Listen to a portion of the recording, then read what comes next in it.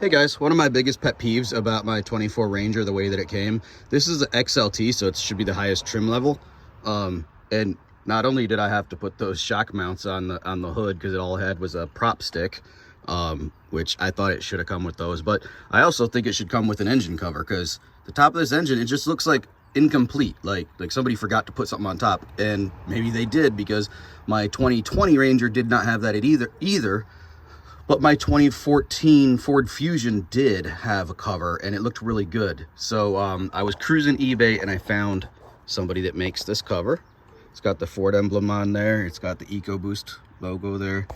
And it's basically just held in with 2 bolts. So here's the bolts here. There's a standoff bolt and then there's a nut that goes on the top.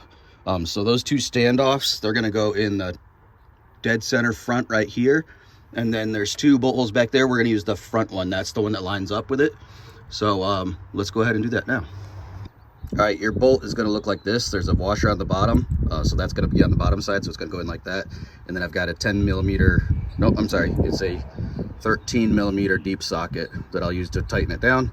And then we'll put the cover on and then we'll put these little retaining nuts on there. Okay, the nuts are installed. So it's in place, it's not going anywhere. This nut that goes on the top is 10 millimeters, so you'll need a 10 millimeter deep socket as well as the 13 that we already used. But that's what it looks like. I torqued these kind of like I normally would. The studs themselves, don't go too hard because that's like a brass insert that's in plastic. So don't tighten it too much, but just pretty snug.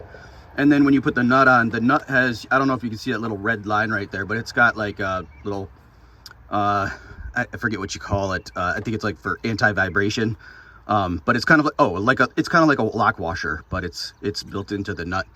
Whatever you call that, tell me in the comments.